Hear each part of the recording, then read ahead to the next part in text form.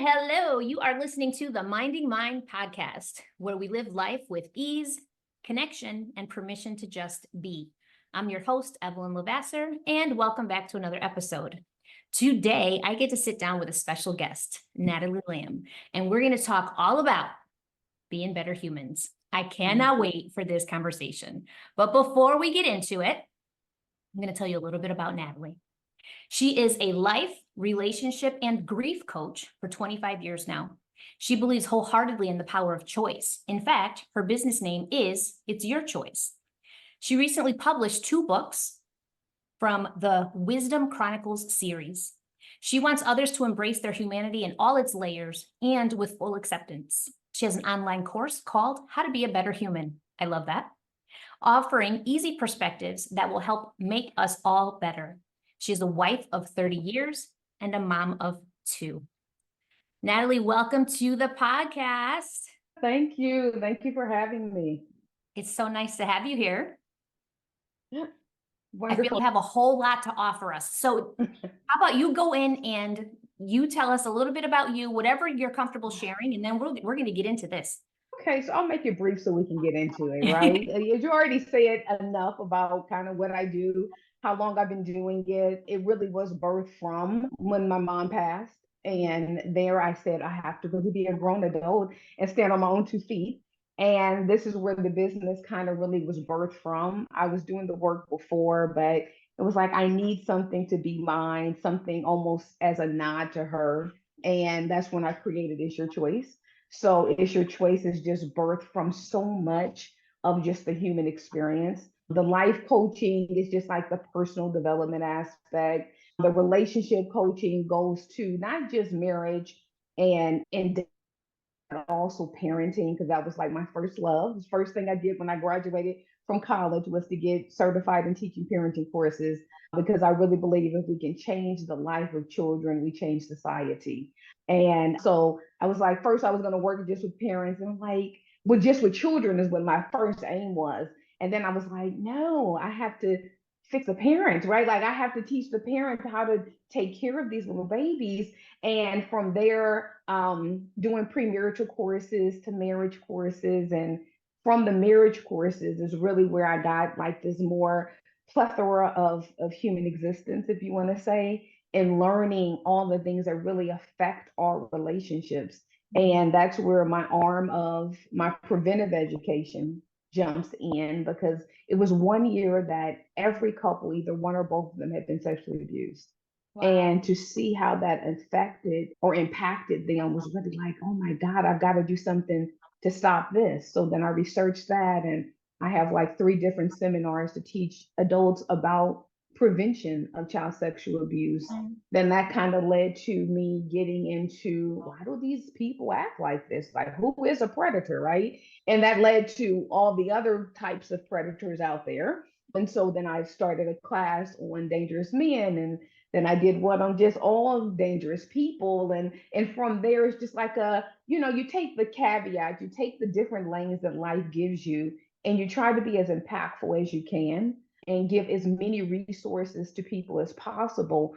Because I think that, like our system of education teaches us nothing about real living, right? We have relationships, in my belief, are great as well, right?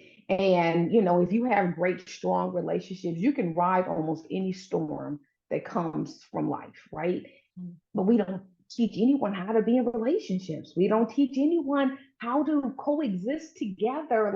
And then we're ashamed to get parenting classes. We're ashamed to go get marriage counseling and take classes and courses and get help. And it's like, this is where it is. So much of my coaching is teaching. And I love classes. I love teaching people about the aspects of life and living. And, how to be a better human was really just birthed out of that. And it was like, how do we do this? Because I see like society is going on a downfall. We're not really getting better. We're not really growing and becoming more empathetic and loving and caring. It's like we're more isolated. We're more separated. It's so much evil and harm out there that is being done. And I was like, how do we become better? So that's really where that was birthed from. And, if I can do whatever I can that I feel God has gifted me to do to make life better for people and teach us how to be better with each other, then, this is my lot and I love it. Yeah, it's amazing. I mean, I feel like definitely, I definitely feel like the world is scary. It really is scary, but I am starting to see how much of the world that I create and the environment that I create, Yeah. and people that I surround myself with, and the people that I attract through my own heart, right? My own healing, my own energy, my world keeps getting more beautiful. And that's how it Yeah. makes me see that inner work, that learning to be the better human, that idea of really going deep and learning to connect with Mhm. like your truest self, right? And your desires and your goals and your fulfillment and all the things that Yeah. that's the key to Yeah. literally creating a better life for yourself. So when you start talking about like being a better human, Mhm. where do you even start? And does someone recognize that they're not a good human? I think that's where the introspection lies, right? I think that we do not do enough self work. And that's not looking at just the beauty of us. It is also looking at the dark parts of us, right? Looking at our weaknesses, looking at our mean streaks, right? Looking at when we give ourselves permission to do harm to others, right? If I don't know those things about me, then I never can get to saying, you know what, I can be better.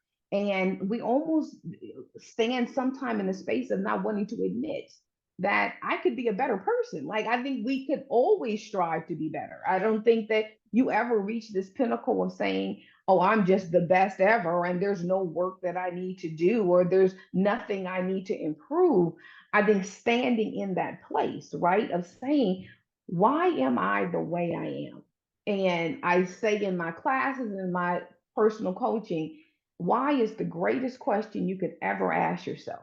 Before you judge it, before you try to make solutions, you have to get to the roots of the why. Yeah. Because if you never understand why I do what I do, where it is birthed from, why I've given myself permission, then I never can really resolve it on a long term basis. Mhm.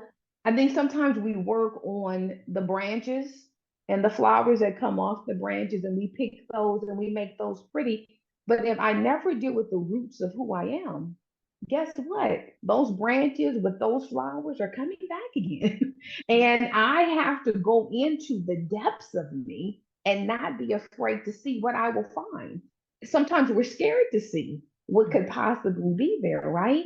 Because some of our worst parts are birthed from harms that others have done to us. And so I don't want to face those. I don't want to look at that. So it's like, let me put on, almost a petticoat and say, no, everything is great. I love me. Like, this toxic positivity sometimes we live in.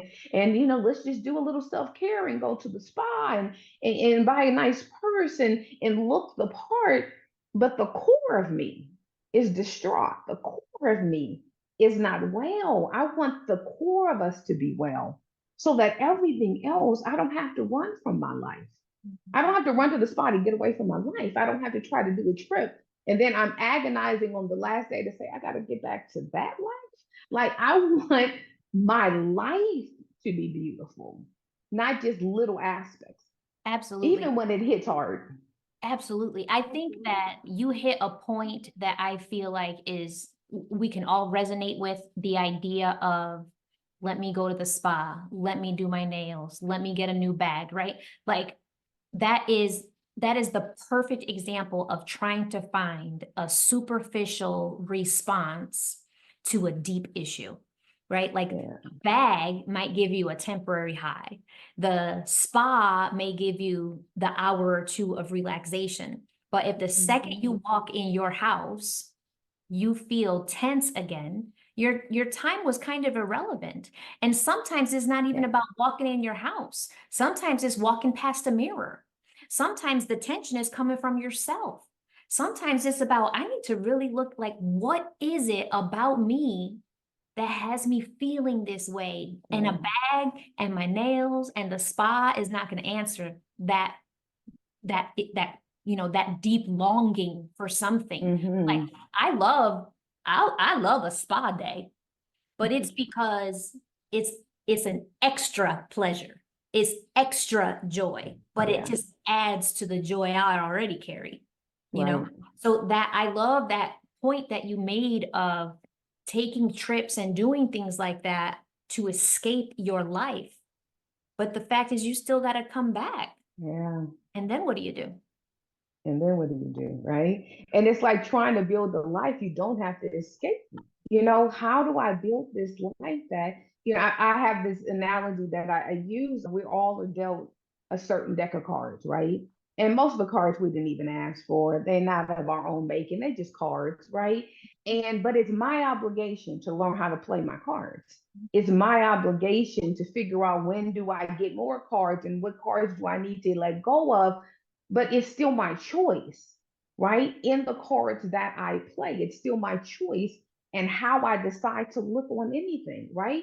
Perspective is everything, right? And so if I can make my perspective fit to where I do have peace and I have joy and I have satisfaction and I have love in the midst of all of the chaos that can come, then I learn to have this peace of life that I'm not always running to the next, that I can settle into the life that I have and still be at peace, still be in joy, even if things don't go well. Because, I don't live in this thing of believing that everything is always going to work out and everything is always going to be wonderful. And, I'm just a bed of roses. Well, guess what? No one gets that. No one's really living the life they thought they were at 15. Everybody's like a little surprised. Like, this is life? What? Like, no one told A me lot of surprise. that, A lot of yeah, a surprise. lot of surprises. It's like this comes and that comes. And then there's periods of time sometimes where it keeps like it's hitting and hitting and hitting. And you're like, who said it would be like this? Yes. And You where are all know, the adults? Like, I want an adult. And then you look around and you're like, oh my God, that's me. I'm the you adult. know, It's me. It's just you me. kidding? Are you kidding? This is life. And so, but who prepares us for it? It's like we don't talk about the hard times. We don't talk about, and we say we had hard times, right? But rarely do we talk about the hard times when we're in the hard times. We want to talk about it once we get to victory, right? Once we get over the hurdle. Well, I need somebody to talk about it when I'm in it. I need somebody to show me what roles did you take when you were in the midst of the worst parts of your life before you got to the other side, because there's so many people standing there ashamed and embarrassed and feeling like I'm not worthy and I'm not enough. And because all these things have happened to me, that's an indication that something's wrong with me, or that's an indication that I'm not good enough and I'm not lovable and all of those things. And it's not that. It's Mhm. like, this is life. It is. I can say that the last several years have been very just trying and stressful, right? Like there was a lot of major life events that happened Yeah. to myself and my family. And I feel like the thing I'm most grateful for is that I really learned that when everything around me was falling apart, like that was my key to go in, right? Like go in even deeper. And I Yeah. think that the greatest lesson I could have learned is that I now feel so centered and so grounded that I can recognize that even the things that are heartbreaking are not going to break me. Like Yeah. I'm covered. I am covered. And if I could pass that lesson onto my Mm. daughters, I know I will give them what they need. I know I will have given them what they Absolutely. need. Mm. Yeah, because see, and I think that's part of what we want to show if you have children. I want my kids to see me go through it. I don't want to shelter them through the hardest parts of my life and not let them be a part of it and see me struggle. and see me break down and cry and see me find joy again and find hope again and say that because this is life and I want to prepare you for living, not just for escaping, right? I want to show you that even a good life has hardship. Mhm. Even a life you love has difficulties. And Mhm. so it's part of what I do give to my girls, right? From the earliest, my mom passed away when my oldest was 18 months. And I didn't shield her from my grieving. I mean, she's 18 months, but little kids have such instilled beauty that if we allow them to walk in it, it makes them become so much more greater as they become adults, right? So she was instinctively in tune to me. She was instinctively knowing when my grief was overwhelming me and could come to me, right? Like she was the joy pocket that I was able to come from underneath the weight of the loss, right? Made me cry. But it was that of letting her see me, right? Where now, and we've had so many losses since my mom, but she knows how to grieve. She Yes. knows how to walk through it, right? And seeing the transitioning that happens in life and giving yourself permission not to be the same person. I'm not who I was, right? And like, it's like every new thing that occurs, there's another layer of me that's revealed. And either I embrace this layer and say, this is also me, right? Or I'm fighting to get back to who I thought I was and who I need to still be. In my grief group, I tell them the greatest question in loss is who was I before and who am I now? And this learning who I am now is part of the struggle of grieving. But it's not just the death of people, it's the loss of anything. And we don't give ourselves permission to even grieve the loss of the things that you feel like, oh, it's not the same weight as a person, but it's still a loss. And Mhm. so every loss needs to be grieved. Every loss needs to have some mourning that goes along with it, and a newness is birth, Mhm. right? So it's a creating of new normals that has to happen, but you have to embrace the fact that it's okay for me to change. It's okay for me to have new perspectives and take on new identities. I'm not obligated to be who I was last year. I am not obligated to stay the same with the same mindset and the same thoughts. I give myself permission to grow and change.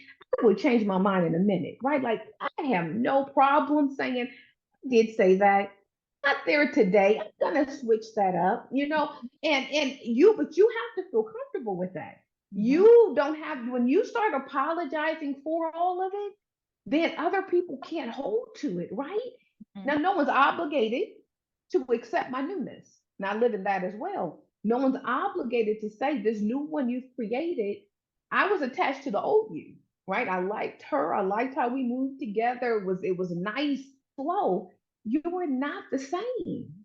So I have to give people permission to leave me when my newness looks different. I think that's also something to reflect on as well, because a lot of times as we're changing and we're evolving and we're growing, which I do believe that that's literally the point of us living is to continuously grow and evolve. But Absolutely. I think that sometimes we get frustrated when people hold on to a past version of ourselves. But instead of frustration, it's time, that's the time to start showing compassion, because the truth is, as we evolve and love this new version of ourselves, they are mourning the old version of ourselves. They're mourning a part of a relationship that they Yeah. lost, right? So sometimes, yes, it's frustrating when somebody tries to bring up your old self or try to hold you back to be that person. Yeah. And that's when I try to remind myself, like, they really loved that version of me and they're going through their grieving. And I have to respect that they will go through their process. And if they're ready to relearn what it's like to be in relationship with me, great. If not, I love them and let them go. Right. But it's like that compassion is recognizing that growth is for me, but also it does impact other people too. It does. It does. And I think because we feel better about ourselves, we feel more grounded, secure, and all of that. The other people don't necessarily have to feel the same way. right? And so it's a renegotiation that has to happen. It's a teaching that has to happen. I'm not, let me tell you who I am now, you know? And I think it's one of the areas in marriage where people often fail is because they don't keep their partner updated. We get used to being in a relationship. We get used to the person who we were and all, and we don't update to say, no, you know what? Actually, I don't like that no more. Yeah, that used to really make me feel good, but that now it doesn't fit me anymore. But now instead, I'm just throwing off instead of teaching. So it is always a studying and a learning and a teaching and a training that we do with each other in all our relationships, because we have to do that with our children as well. Our children change, they grow, they get perspective, they get strength. They are like, that doesn't fit me anymore. I don't like your ideology, mom. I have this one now. I have to figure out now, how do we maneuver in each stage of my child's life too, right? It's the same within my marriage, with the same as in friendships with your siblings and all of that. It is a process of living. We shouldn't be stagnant, but stagnation does feel good because you never step out the comfort zone, right? You know what you know. You're assured by what you have experienced. But stepping into the new, that's why change feels so awkward, because I don't know what's around the corner. I don't know what to expect. And heck, when I'm in the depths of changing, I don't even know what I'm gonna think. I don't even know what this new experience is going to bring for me. And I'm trying on new ideas.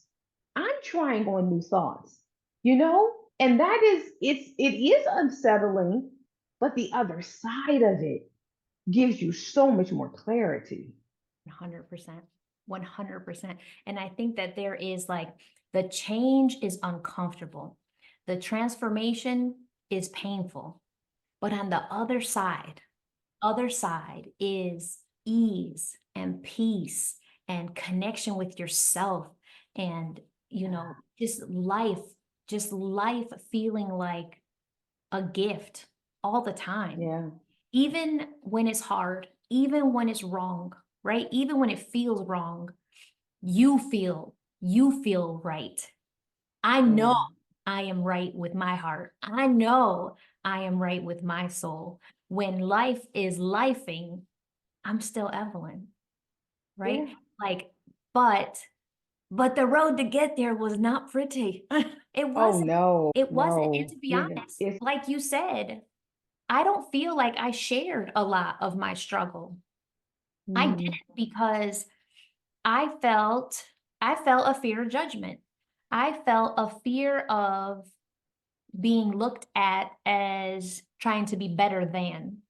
I felt a lot of fear around other people's commentary, or even feeling like I didn't belong, you know, I didn't belong anymore. But I mean, I feel like when it comes down to it, anything that goes against what I value is just a betrayal of myself. So I can never again make a decision that goes against my gut. absolutely. Absolutely. It's a glorious victory when we're able to get to the other side, but pain is always attached to change, Mhm. right? The losing is always attached to change. And so when and it's so much of learning to be okay in the struggle throughout my whole struggles, right? Because I've been teaching for so long, and I've always been like very vulnerable and use my life with my students or with my clients, because I figure it's the best teacher I have is me, right? And so through my grief struggle, through my transformation, I taught throughout it and I used it. So I knew I was being judged, but I didn't care. I'm a little rebellious that way, and I've always been that. And so it was okay for people to not understand it. It was okay for people to feel uncomfortable with it, right? And so I stepped into the discomfort and was okay a bit with the judgment. Not that I liked it, right? Not that I wanted it to be, but it was okay for me. And it was standing out to say, it's okay to stand out. It's okay to step out of the norm, right? It's okay to say, I don't even know what I'm doing, but hey, you want to come along, right? I mean, like in my classes and stuff, I tell people all the time, I'm a mere 2 steps ahead of you. I got this before you. I've digested it just so that I can give it to you, but I'm walking this road with you. There is no superiority. There is no I am greater than, bigger than. None of that is happening. We are doing life together. Now, if you want to join and do life and figure it out and go through the messy parts together, let's go through the messy parts together, because at least we're a community doing the messy together instead of putting on the facade, instead of trying to act like everything's always okay when everything's not always okay. And like as people, I think we have to embrace that life sucks sometimes. Sometimes it's really hard, but it's okay.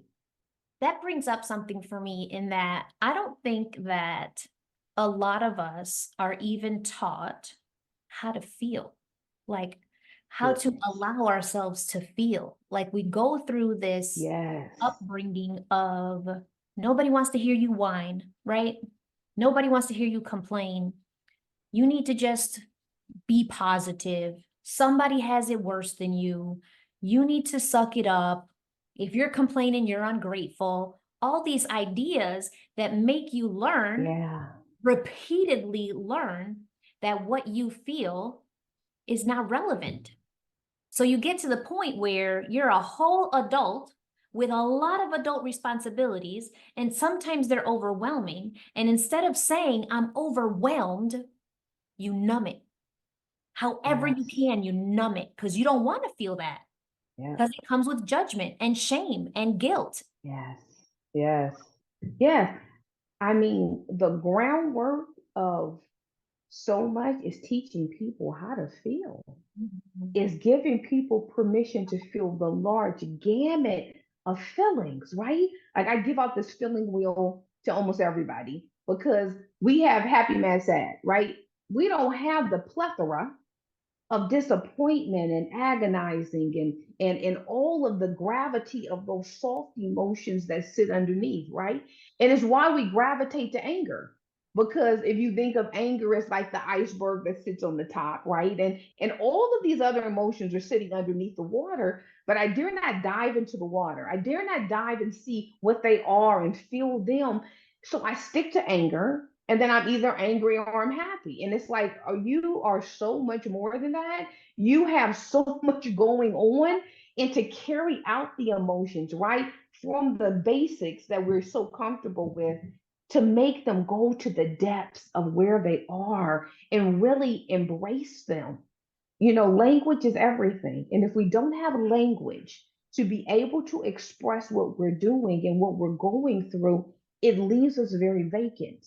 It is why it is, you go back to what you were speaking of about from childhood, it's a squashing of feelings, right? It's a squashing of, why is this kid falling out right now? What has been lost to them? Why are they angry? Why do we believe little ones don't get the gamut of feelings? Why am I telling them they cannot feel everything? And so what we know is that in childhood, if I'm not allowed something, right, a want or a need, shame is automatically created. So we have so much shame around needing. We have so much shame around feeling that now I totally numb everything, right? We're numbing it with alcohol, with drugs, with sex, with shopping, with With phones. working, with phones, with social media now, with all of these things. So I don't feel, so that I don't be in touch. I'm not in touch with what I'm going through and all of the vastness that is there. It is why, I mean, I've probably said this 50 times. Permission is, you have to give yourself permission to say, I get to look at the fullness of who I am. I get to look at the fullness of my emotions, name them, label them, put them where they need to be, and say, whatever it is, I get to ride the waves of them, right? Emotions are like waves. They come, but they go. They don't stay. They only stay if I refuse to feel them Mhm. or I try to keep them for my own, what I think is a gain, right? But if I just say, wow, right now I am in the midst of so much sadness, and I let the sadness just wash over me, and I cry, or I'm just sulking, or I'm whatever, and I say, it's okay for you to be here, right? Like, treat your emotions like little people in you. Hey, sadness, you're here. Tell me what's going on. Help me understand what kind of triggered that. And it's like, I see you, I feel you, I embrace you. It's okay for you to be here. And she leaves me because she just wanted to be acknowledged. She just wanted to be felt and seen the same way we always wish that we were felt, seen, and heard. It's what our emotions are always screaming: see me, feel me, know that I'm there, and then let me go on and walk the journey, right? But we are so afraid of the gamut of what it is to be human, right? Like, humanity is so beautiful. Like, God made us so complex and so diverse, and we have limited ourselves to this little cookie cutter human, right? And like, this is the only human that's acceptable, and we miss so much of the arrays, so Mhm. much of the beauty, right? And even the storms, because the storms come to teach, right? The storms come to strengthen if we allow them to. You don't have to like it, but you can always learn from it, Mm. right? What lessons can I pull from it? How can I make it make me better Mhm. instead of making me bitter, right? Instead of making me more cruel. To decide to keep my heart open is a choice that I make. I can choose not to. I can choose to become small and to keep my life very limited and controlled. And is that safe? It is. Like, I ain't gonna lie and say it's not safe. It is safe, right? To say that I just will keep two people in, and that's all I'm gonna let in, and I'm not gonna allow anything else. I know this, and I can work in it, but you're missing so many tentacles of living. And sometimes, yeah, them tentacles get cut off, and it hurts like heck, right? But guess what? I can let them grow. I can still continue in the greatness that this life is, because we only get one life. And I think sometimes we fail to really take on the fullness of that one life. Is no dress rehearsal. This is it. So what you put into it is all you're going to ever get out of it. Pour into it, right? Mhm. Mhm. And I think also, like, it is so important for us to realize that if there's anyone that you're spending all of your time with, it's you. You.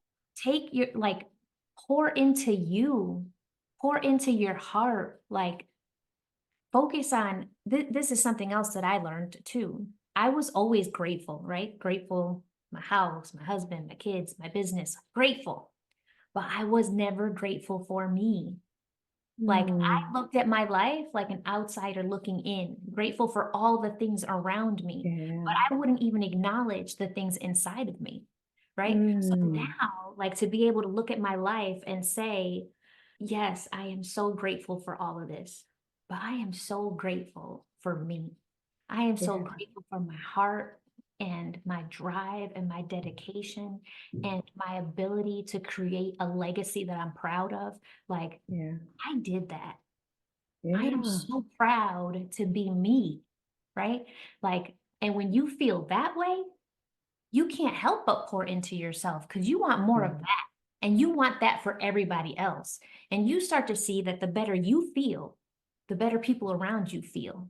Yeah. Like, they can't help but, sit up a little taller when you're with them, right? And they can't help but start speaking positively about themselves too. Like, Mm, I wish that everybody could see that that love that you learn to have for yourself sets the tone for other people to have permission to do the same, right? Like, mhm. your journey is planting seeds for them, and your Yeah. healing is creating a ripple all around you. And you may Yeah. not reap the benefits today, but you will see. you will see people rise to who they're intended to be also because you did it first. Yeah, yeah. Oh, absolutely. I always say I am the constant in everything in my life. Every relationship, every job opportunity, every social engagement. I am the constant in all of it. And so I have to always look at me. It's not to say that other people aren't responsible for their stuff, right? And if they're trashy and all of that kind of stuff, but I still am the constant. Why am I here? Right? Why did I choose you? Why did I choose this situation? I have to see me in it and be okay with my why, and then say, oh, you know what? I can find a new why. I can travel a different road. And it is giving people permission and saying, if I can be courageous enough to walk in this pain, if I can be courageous enough to go through the messy parts out loud, right? If I can be brave enough to share parts of me with others, because it is bravery, right?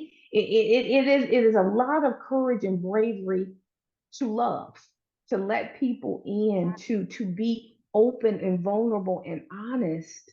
It's a risk, but the benefits outweigh the risk. And it's learning that you find your benefits, right? Find your true benefits. We do nothing over and over again without perceived benefits. So I have to hone into what am I calling a benefit, right? All the benefits are not healthy. Sometimes the benefits I get from things is very unhealthy, but it's feeding me. So what's my diet, right? What am I requiring to be fed? And sometimes I want that negativity. Sometimes I want I want to play the victim, right? I'm bringing people in to victimize me because that's the role that I'm used to being in. I have to acknowledge that, right? When I was younger, I had this need to be needed. And so I had a lot of people around me that really needed me, right? I'm feeding into other people. I'm being somebody's savior. I'm doing all that. And I sat there and I said, this is a sick need. Like, you don't want to keep this, right? Like, yeah, you're pouring and you look wonderful and people giving you pats on the back, but I'm feeding a really ugly part of me. Okay, need yourself, right? Like, let me find a way to feed this, to feel enough, even if I'm not giving. So there had to be a period of time where I wasn't pouring into other people, that I wasn't giving everything I had. And then I had to say, this feels good. Because now when I do it, I'm doing it from authenticity. I'm doing it from a real desire just to love on somebody, just to give somebody something instead of them feeding my need because I don't feel like I'm enough, because I feel like I'm inadequate unless I'm breaking my back for somebody, you know? But that was an ugly need I had to see. Now, it was wrapped in some beautiful paper, right? It was wrapped in a whole lot of goodness that if I could list everything I did for people, people would be like, oh, you're such a wonderful person. Oh my God, you're so altruistic and all of that. I was, but why was I? The why was ugly. So now I'm still being good to people, but guess what? I'm not breaking backs. I'm not going to empty. I'm knowing when to say, oh, you just want me to do all the work and you don't want to do none. I'm going to let you figure out how to pour into you too. And then maybe we can have some equality in the pouring, but I don't have to give everything of me in order for me to feel like I'm enough. I'm enough if I'm giving you the capacity that I have to give today, right? And my capacity changes. Yes, I did last year give you a whole lot. This year, I don't have the capacity. So I live in capacity, right? And my capacity is always enough. If I'm at 85 or if I'm at 52, that 52 day, I'm still enough as I was in that 85 day. Yes. Right? And that's perspective. I see that recently. Like, there are days where I wake up and I feel like I can conquer the world. I'm lifting other people up. I am so productive. I am doing all the things and I feel good. And there are some days where nothing gets done but me eating and laying down. And both days, I still did my best. Yeah. Days I was at my Yeah. best. That's what I had to give, and I gave it. That's it. I love it. Natalie, this conversation is Hmm. so good. I feel like we could chat for hours. I know it. Before I ask our question, I'm gonna let you go in a minute. But before I ask my question to you, is there anything you want to share with the audience? Is there offerings or a class, or what's going on with you? Yeah. Yeah. So first off, I have two books that are published, and you can find them on Amazon. The Wisdom Chronicles that we talked about before. The first one is Open Your Eyes. The second one is What I Want You to Know. Pick them up. Great wisdoms. They will carry you throughout life. You may read them today and say, like, that hits. You'll come back 6 months from now and say, that is exactly what I needed, right? It was designed to be a book that you could read a million times over and still get new perspective because you'll see it different as you change, right? I also have a course called How to Be a Better Human, and that is free. And you can find that at www.iyconline.com. And then also on that same website is Uniquely Yours, Building Your Marriage Your Way.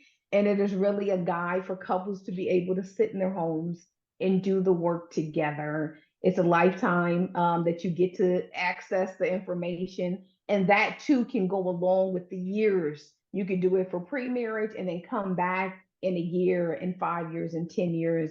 And I promise you, you will learn more and more about each other. It's a way to tap in, to connect, to, as we talked about, studying and learning each other, right? And then you can find everything if you don't get everything on www.natalielamb.me, and everything is there. So that is the stuff that you should pick up, right? And then if you want me to coach you in any way, then you can also contact me there for, one-on-one stuff.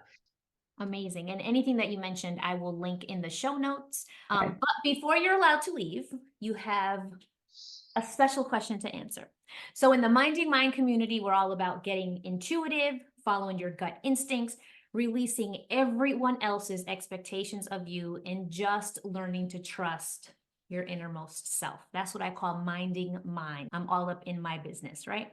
Mm. How do you feel that minding yours, learning to do things your way for your best interests, is changing the legacy that you will leave? Great question. And it's interesting, I was talking about this the other day actually. I have instinctively been able to really tune into me since I was a child. Mm. My mother graciously allowed me to honor my instincts with people, with places. If I was uncomfortable, if I didn't want to, she allowed me to walk in that. So I was raised with believing that how I felt and the intuition I got and the funny feelings sometimes I would get, that I got to honor them because they were truth for me, right? And it's a gift I will forever cherish that she gave me. But through that and always, wanting to be introspective and asking God for wisdom since I was like 15 years old, I have always believed that this discernment is the greatest gift I can give me. Now I've plundered through it, right? And there's many years of figuring out and honing in on it and knowing when I lost it, right? And when I lost it, or when I would lose it, I should say, was really when my empathy was stronger than the intuition I knew. I allowed my empathy to override my intuition. And now I've learned to balance it, to still be extremely empathetic, to feel and to know and to understand, but to say, but right now it is not appropriate, right? Right now, this is not the place you need to be in. And then I raised my girls with that since they were 2 years old, right? I started speaking intuition. I started asking them, how do you feel? Right? If we would go to the store, I would say, did anyone make you feel uncomfortable? With my family that I trust with everything, because I never would put them in a place I didn't fully trust. I would ask when we left, did you feel odd in any way? Did any of these people make you feel uncomfortable? I want you to know that feeling, and I want you to always honor it. When they were going through school, I would tell them, what teacher makes you feel uncomfortable? If they're uncomfortable, you have the right to demand that you have someone with you in the classroom at all times. So it has been what I have taught them. And then it's giving them the courage and the bravery to walk in it and say it's okay to go against the norm if it goes against your sense of your own self and your own protection and your own way of moving. I was married for 7 years before I had my first daughter, and that was intentional because I was not ready to be a mom. And so when I decided to be a mom and I felt like I could do this, I did it with all intention, with all purpose, with all dedication, that I am guiding lives to live their lives. And so I want you to know you. I want you to be in tune with you. If I can show you courage and bravery, which is why I live so open and vulnerable with my kids, right? Not showing them all of the mess, but enough of it, right? For them to be able to navigate it and use it as tools and use it as ways to learn. I have given them what they need to fly, fly, crawl, run, and walk, because that's what's required in this life. You will do all of them before we get to the other side. Amazing. Amazing. I love your work. I love your perspective. I'm so grateful that you were here today. Thank you for having me. All right, everyone. Whoops, I just lost my notes here. All right, so you know that everything is going to be linked in our show notes. I want to thank you for joining myself and Natalie today and tuning into another episode of Minding Mine. If this podcast resonated with you, please make sure to leave a comment, rate, and review. You know that your feedback helps me grow. And until next time, please go live your life on your terms and mind your business. We will catch you in the next episode.